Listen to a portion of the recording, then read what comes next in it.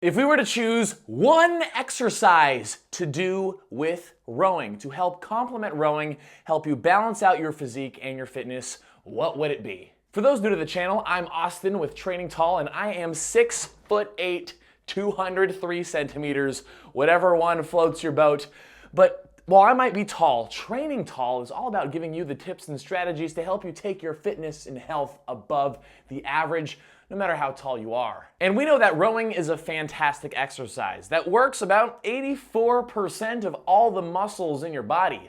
But 84% is not 100%. So what are the main muscle groups that we're not getting worked when we're doing the rowing stroke? How can we address those muscle groups to help us balance out our physique and our fitness experience? Well, when we take a look at the rowing stroke, the main muscles that are primarily being worked are the posterior chain muscles. Those are the muscles that are essentially on the back side of our body, with the exception of the quadriceps that happen from the leg push, the biceps that are on the front of your body that get worked as you pull, your hips, and your core. So we've essentially got the quadriceps, the hamstrings, the glutes, the back muscles, the abs, the hips, the biceps. Those are the main muscles that are being worked. Which muscles aren't? Well, it's essentially our upper body pushing muscles. And I mean, I guess you can justify that you're pushing out with each rowing stroke as you come up to take the next stroke. But I mean, you're not really pushing out against any resistance at all, so you're not really working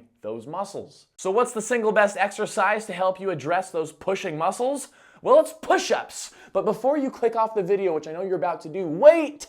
Because there's different levels of the push-up that you should be doing based off of your current fitness level. And I want to tell you the sets and the reps and the frequency to do in order for you to get the most out of doing push-ups with your rowing. Now, I don't know why, but in the fitness world, we've deemed push-ups as like this thing that everyone should just be able to do. It's just, oh, just do push-ups.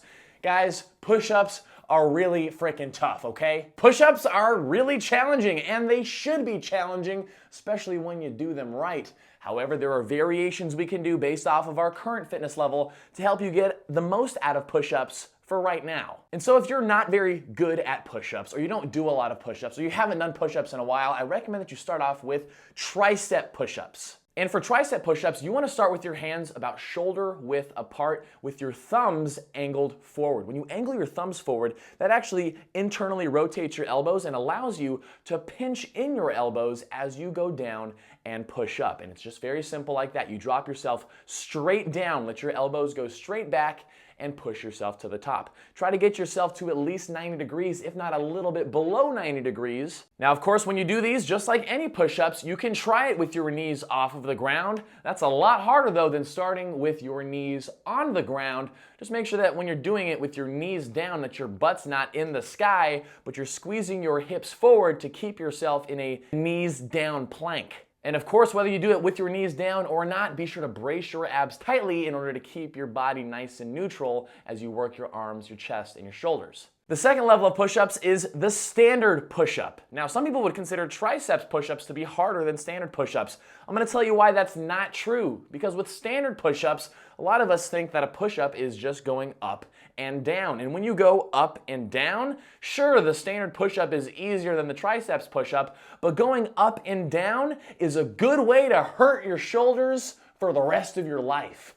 Shoulder injuries from push-ups are very often caused when our elbows flare out from just doing this up and down motion. The push-up should follow the natural arcing of our arms and shoulders as we push our arms out in front of us. Try it right now. Move your arms out and in front of you. Notice how your arms go in an arcing motion.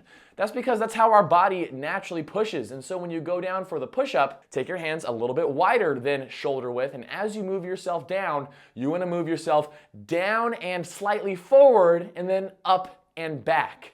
So it's not up and down, it's down and forward, up and back. And your elbows should be relaxed. They should be out and back at the bottom of the push-up. Not out and out, not pinched in, unless you're doing the triceps push-up, but out and back. And when you do push-ups in this way, I don't care how many push-ups you think you can do, your max reps instantly goes down because this is a much more challenging but a much more effective and safe way to do push-ups than how you might have been doing them in the past.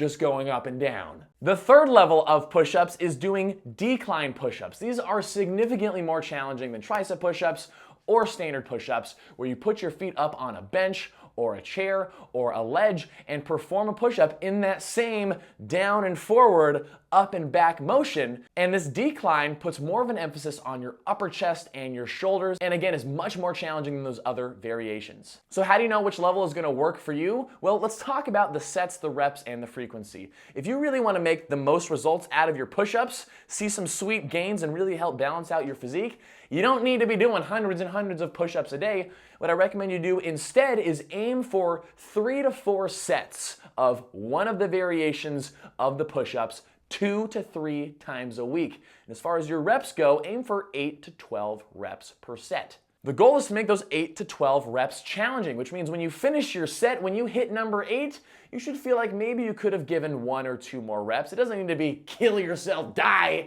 each and every set, but it should feel like, whoo, ha, that was tough. And so when making the reps challenging, does that mean you are on your knees or off your knees? If you can do your tricep push-ups off of your knees for a set of 12, nice, controlled, and steady, then you're ready to progress to the level 2 standard push-ups. Start those on your knees, work to off the knees, then work to the decline push-ups. And that's kind of the pattern you want to follow. And again, it's not about busting out these reps as fast as possible. Really try to control your reps on the way down and on the way up each and every time. There is no rush because muscular tension helps you make the gains. Give yourself a good 1 to 2 minute rest in between your sets, and busting out 3 to 4 sets of push-ups is gonna take you like 10 to 12 minutes tops. And when you do those 3 to 4 sets 2 to 3 times a week, if you weren't doing push-ups before and you're rowing, your physique is gonna be freaking awesome because you're gonna be pretty much covering the whole spectrum of the different muscles in your body. Be sure to space out the days that you do your strength training push-ups. You don't want to string 3 days together in a row.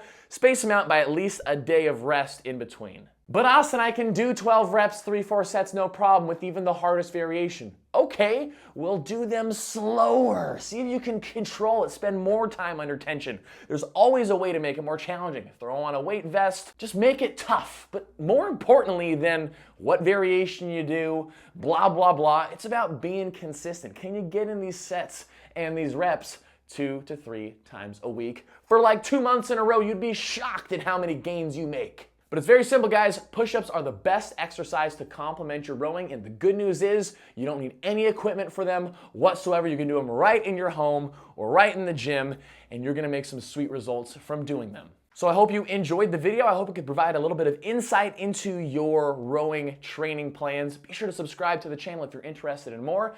Guys, I've got rowing ebooks on my website, as well as my Just Row rowing platform, which is a platform full of follow-along workouts 3 times a week with me. That's linked down in the description down below. And I also host private coaching groups at the start of each month. If you're interested in the next month's group, be sure to click the link to my website and sign up there. But if you made it to the end of the video, thank you so much. Seriously appreciate and love all the support. Thank you so much. Hope you have a great day, and I'll see you in the next video.